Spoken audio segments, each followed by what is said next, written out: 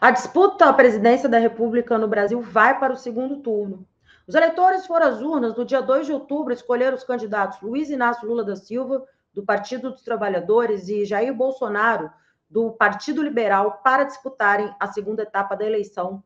Lula, candidato da esquerda, que faz oposição ao atual governo da extrema-direita, ficou na liderança com 57 milhões e 200 mil votos, 48,43% do eleitorado, enquanto o atual presidente recebeu 51 milhões de votos, ou 43,20%.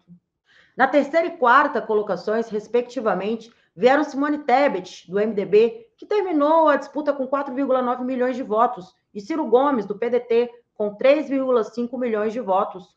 Houve ainda mais 7 candidatos na disputa ao Palácio do Planalto que fizeram menos de 1% dos votos. 32 milhões de eleitores não compareceram para votar e houve ainda 3,4 milhões de votos nulos e 1,9 milhão brancos, ou seja, eleitores que não escolheram nenhum dos candidatos da disputa. 15 governadores foram eleitos no primeiro turno, sendo que 12 deles conseguiram a reeleição. Isso ocorreu no Acre, Amapá, Ceará, Distrito Federal, Goiás, Maranhão, Mato Grosso, Minas Gerais, Pará, Paraná, Piauí, Rio Grande do Norte, Rio de Janeiro, Roraima e Tocantins. Dessa lista, 8 governadores apoiam Bolsonaro e vão trabalhar por sua reeleição no segundo turno, enquanto Lula tem o apoio de 5. 3 não se manifestaram. Nas disputas estaduais de segundo turno, cada candidato a presidente tem, do seu lado, 6 governadores.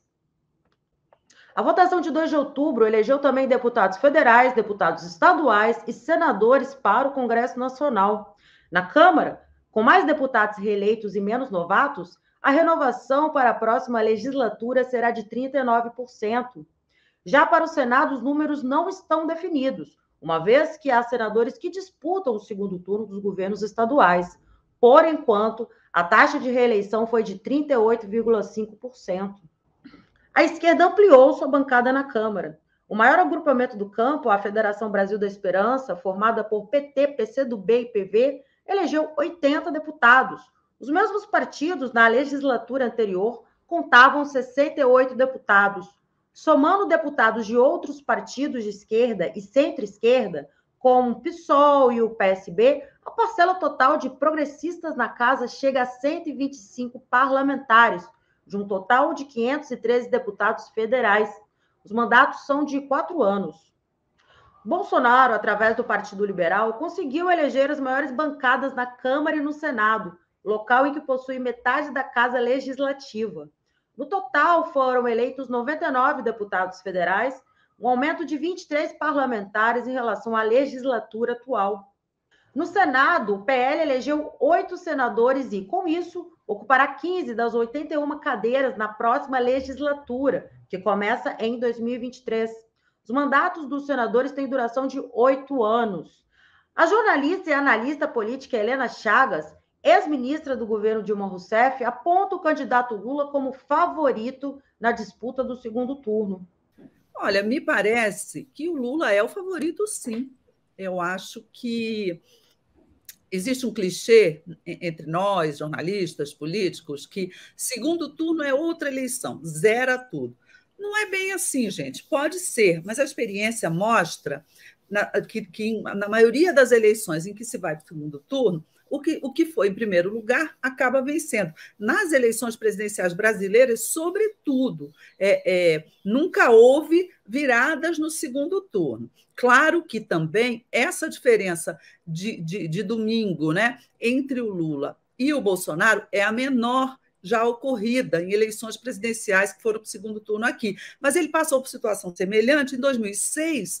Eu acho que a diferença dele para o Alckmin era algo como 7 pontos. O cientista político Carlos Alberto Almeida projeta qual será o comportamento do eleitorado na disputa do segundo turno. É muito mais Lula perder a eleição do que Bolsonaro ganhar, né?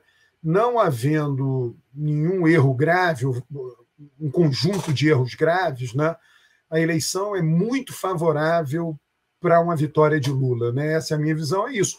Quando você está muito próximo de vencer, eu me recordo que em 2018 eu disse isso para muita gente, né? Bolsonaro ficou com 46, Haddad com 29. É muito mais fácil alguém conseguir 4 pontos né, do que alguém conseguir 29, precisava de 21 pontos, né?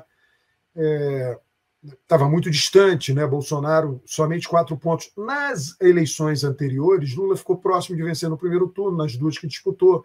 Dilma, na primeira que disputou, ficou próxima de vencer no primeiro turno. Na segunda, não. Ela ficou mais distante.